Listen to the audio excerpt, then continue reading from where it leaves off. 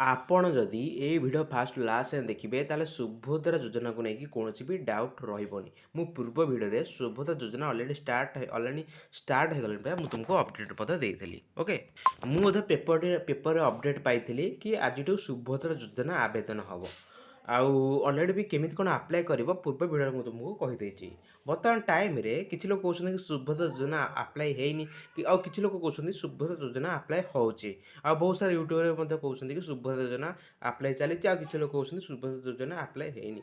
ସବୁ କିଛି ଡିଟେଲ୍ସ ଏଇ ଭିଡ଼ିଓ ମାଧ୍ୟମରେ ପାଇବେ। ବିନା ସ୍କ୍ରିପ୍ଟରେ ଭିଡ଼ିଓ ଦେଖ, ଭିଡ଼ିଓ ଫାର୍ଷ୍ଟ ଲାଷ୍ଟ ଯାଏଁ ଦେଖ। ଫାର୍ଷ୍ଟ ଟାଇମ୍ ଆମ ଚ୍ୟାନେଲ୍ ଭିଜିଟ୍ କରିତେ ନିହାତି ଭାବରେ ଚ୍ୟାନେଲକୁ ସବସ୍କ୍ରାଇବ୍ କରି ରଖ ଏମିତି ଭଲ ଭଲ ରିଲେଟେଡ୍ ଭିଡ଼ିଓ ପାଇବା ପାଇଁ। ଓକେ, ତ ବର୍ତ୍ତମାନ ମୋ ଟାଇମ୍ରେ ସୁଭଦ୍ରା ଯୋଜନା ଗୋଟେ ଆପଣ ଦେଖିପାରୁଥିବେ, ଆପଣ ଯେଉଁମାନଙ୍କର 21ରୁ 68 ବର୍ଷ, ଆଉ ସୁଭଦ୍ରା ଯୋଜନା କେଉଁମାନେ ଆପ୍ଲାଏ କରିବେ, କେଉଁମାନଙ୍କୁ ପଇସା ମିଳିବ ନାହିଁ, କେଉଁମାନେ ଇଲିଜିବୁଲ୍ ବା କେଉଁମାନେ ନଟ୍ ଇଲିଜିବୁଲ୍, ଅଲରେଡ଼ି ବି ଆମ ତା ବାବଦରେ ଭିଡ଼ିଓ ଅପଲୋଡ଼ ହେଇଯାଇଛି। ଆପଣ ଚାହିଁଲେ ମଧ୍ୟ ଚ୍ୟାନେଲକୁ ଭିଜିଟ୍ କରିକି ସୁଭଦ୍ରା ଯୋଜନା ବିଷୟରେ ସବୁ କିଛି ଡିଟେଲ୍ସ ମଧ୍ୟ ପାଇପାରିବେ।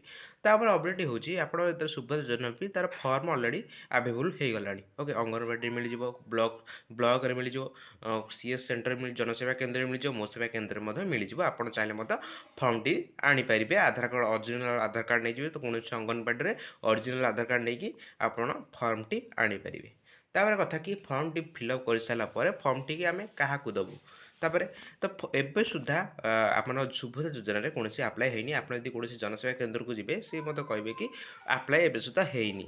ଓକେ, ତ ତାହେଲେ କେଉଁ ଦିନ ଆପ୍ଲାଏ ହେବ ମୁଁ ଆପଣଙ୍କୁ ତା ମାନେ ପୂର୍ବ ଭିଡ଼ିଓ ତ କହିଥିଲି ଅଲରେଡ଼ି ଷ୍ଟାର୍ଟ ହେଇଗଲାଣି। କେମିତି କ'ଣ ଆପ୍ଲାଏ କରିବ ମୁଁ କହିଥିଲି ଜନସେବା କେନ୍ଦ୍ର ଯାଇକି ଆପ୍ଲାଏ ହେବ। ବର୍ତ୍ତମାନ ଟାଇମ୍ରେ CSC ଆଇଡ଼ିଟା ଆପଣ ଯାହାର ବି CFC ଆଇଡ଼ି ଥିବ, ଆପଣ ଜନସେବା କେନ୍ଦ୍ରକୁ ଯିବେ, ସିଏ କହିବେ କି ଆମର ମାନେ ୱେବସାଇଟ୍ ବହୁତ ସର୍ଭର ଡାଉନ୍ ରହୁଛି, ଆଉ ଯେତେବେଳେ ବି ଏହାର ଆବେଦନ ହେବ ଆପଣଙ୍କୁ ଅପଡ଼େଟ୍ ହେଇଯିବ। ମୁଁ ତୁମକୁ କହିଦେଉଛି ଆପଣମାନେ ଚ୍ୟାନେଲକୁ ସବସ୍କ୍ରାଇବ୍ କରି ରଖିଥାନ୍ତୁ। ଯେତେବେଳେ ବି ଏହାର ସୁଭଦ୍ରା ଯୋଜନା ଆପ୍ଲାଏ ହେବ ଆମ ୟୁଟ୍ୟୁବରେ ପ୍ରଥମେ ବି ଭିଡ଼ିଓ ପଡ଼ିଯିବ, ତେଣୁ ସବସ୍କ୍ରାଇବ୍ କରି ରଖିଥାନ୍ତୁ।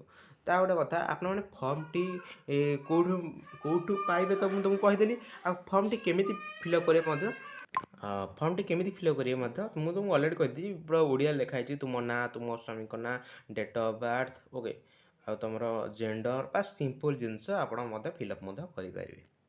ଓକେ, ଏଇ ଯୋଜନା ବିବାଦରେ କାହାକୁ କେତେ ଟଙ୍କା କ'ଣ ମିଳେ ସବୁ କିଛି ଡିଟେଲ୍ସ ମଧ୍ୟ ଆମ ୟୁଟ୍ୟୁବ୍ ଚ୍ୟାନେଲ୍ ମଧ୍ୟ ପାଇପାରିବେ। ଆଉ ଗୋଟେ କଥା କି ଆପଣମାନେ ଫାଷ୍ଟ କରିକି ଆପଣ ଯେଉଁ ଫର୍ମଟା ଫିଲ୍ଅପ୍ କରି ରଖିଥାନ୍ତୁ। ଯେତେବେଳେ ବି ଏହାର ଆପ୍ଲାଏ ହେବ, ଅନଲାଇନ୍ ଆପ୍ଲାଏ ହେବ, ମୁଁ ତୁମକୁ ଆମ ୟୁଟ୍ୟୁବ୍ ଚ୍ୟାନେଲ୍ରେ ଅପଡ଼େଟ୍ ଥିବି। ବଟ୍ ଆଜି ଥିଲା ଏତିକି ଅପଡ଼େଟ୍। ଆଶା କରୁଛି ଆପଣଙ୍କୁ ଭିଡ଼ିଓଟି ବହୁତ ହେଲ୍ପଫୁଲ୍ ହେଇଥାଏ। ନିହାତି ଭାବରେ ଚ୍ୟାନେଲକୁ ସବସ୍କ୍ରାଇବ୍ କରି ରଖିଥାନ୍ତୁ ଏମିତି ଭଲ ଭଲ ରିଲେଟେଡ୍ ଭିଡ଼ିଓ ପାଇବା ପାଇଁ। ତ ରହୁଛି ଦେଖା ନେକ୍ସଟ ଭିଡ଼ିଓରେ, ସେଥିପାଇଁ ଜୟ ଜଗନ୍ନାଥ।